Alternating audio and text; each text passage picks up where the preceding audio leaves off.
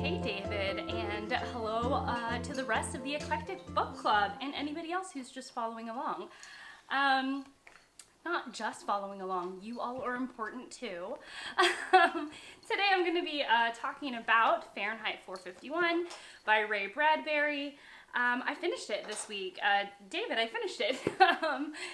And it was a really fascinating read. So I wanted to talk about a couple of things that have been on my mind.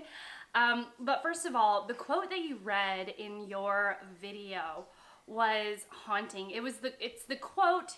If you all haven't seen it, David read a quote about a conversation between our protagonist Guy Montag, and his boss Beatty, and Beatty is talking about the evolution of this world where there's no books, essentially, and he's really downplaying the importance of literature, and that's more or less what the quote was summing up, which is, I mean, as a reader and a lover of books, I mean, it's absolutely heartbreaking to hear him speak about books in this way. And I just thought it was poignant to our discussions over on Voxer. If you guys don't know, Voxer is a free app. I'm just gonna get all the techie stuff out of the way. So Voxer is a free messaging app where you can download and create an account, and then we send like walkie-talkie messages. That's the idea, but you can leave messages up to 15 minutes or texting with a group, and so that's what we've been doing there on Voxer, and so we've been kind of chit-chatting through that, and it's really simple to use and really easy to kind of keep up with a group, and it's been great. I mean, I've been really enjoying it.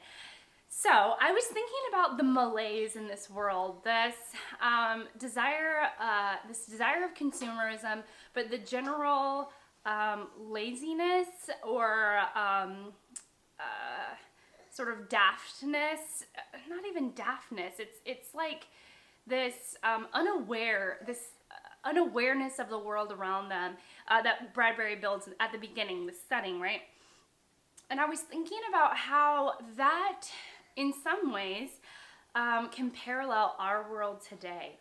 That I think especially before the pandemic, there was, at least for me, the pandemic really reprioritized myself, what I valued.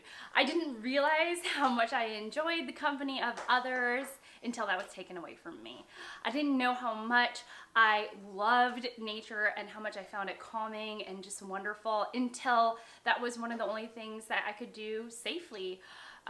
Because, you know, with the pandemic, all of a sudden movie theaters and grocery stores and shopping in person, going out to parties, even a simple birthday party, all of these things, all of a sudden, any interaction with another human was rethought.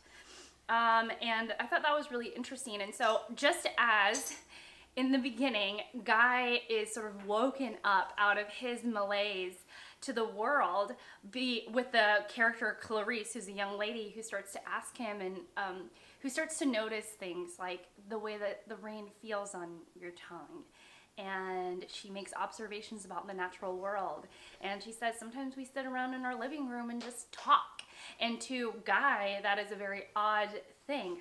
But I wonder how many people, I guess this is my question, like how many of us took those things for granted until it was taken away from us back in March of 2020. So I was thinking about that parallel and how weirdly relevant that was. I was also thinking about how this story is a classic hero's journey.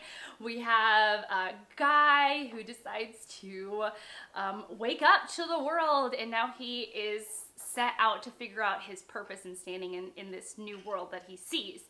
Of course, he's the only one that changes, and then along the way, it's dotted or sprinkled in are these characters that help shape his ideas. And then I have two questions, and they're character questions, and I didn't want to give tons of spoilers, or I didn't really want to give a spoiler discussion here, because I know that not everybody will have read it who is watching this. But that, I wanted to ask, Beatty, there was some discussion in our Voxer group, Thea, Book Talks with Miss Thomas, mentioned that he was kind of sympathetic because he had this complex relationship with literature. He wasn't just saying, it's all bad, we burn the books because they're horrible. He had thought behind it. And so in that way, he was somewhat sympathetic, but is Beatty a sympathetic character? And then also I wanted to talk about Faber. So Faber, if I'm getting that name wrong, I'm so sorry. He is the intellectual, the professor in the journey, the one who really shows Guy the value of language and literature and books. So is he a coward? Is Faber a coward? Because he doesn't go with Guy on his final leg of the journey. He ends up staying behind. Hi! He ends up staying behind and doing, his work behind, and yet Guy was the one that takes this leap of faith and goes on the run.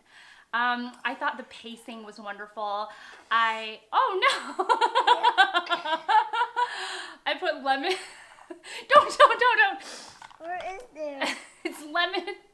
There's lemon in my water and it's pretty sour at this point. Don't drink it if it's sour. Put it down. Don't look, it's sour. One moment. Look. Anyway, so Guy has to leave because of circumstances that he gets himself into, actions that he's done. So he has to go on the run. And Faber decides to not go with him.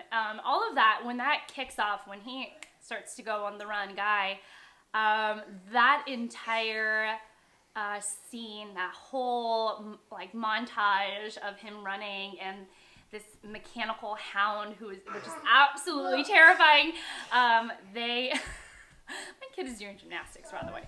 That was, it's terrifying, but it also had this energy, and I was really pleased by Bradbury's absolutely intense energy that he brought to the writing, and the real sense of urgency that was throughout the rest of the story. But I was going to say, at the end of the day, Guy's decision to go on the run, it ends up paying off, and he ends up really becoming rewarded in a lot of ways because of who he meets and who he ends up with. But I have a lot of interruptions again today, but it wouldn't be a Shelley video without 1,000 interruptions. We've firmly established this. So that is it. That's it from me. I really enjoyed the book. Oh, you found it. Great. That's it from me. Thank you so much for, wait. I'm probably going to do this in my spin video, but our next choice for the book club is Homer's The Iliad. I have the Robert Fagel's translation, which I've heard is a really fantastic translation. This is the one that I'm giving away, which there will be a spin. And I'm just going to talk about this, though I have hardly any thoughts on it in my spin video. So yeah, that's it from me. So David, I know you said you enjoyed the read, but was there something that you got this time around that was new to you in this read? Was there something different that you latched onto versus a different time that you read Fahrenheit 451? I'm curious. And for those of you who have read this and reread this, I was wondering, have you gotten something different every time you've read it? So just curious about that. So that's it. So thanks so much. Thanks so much for watching and bearing with all of the interruptions, which is just the status quo for my video at this point. Okay, that's it. I'll talk to you guys later. Bye.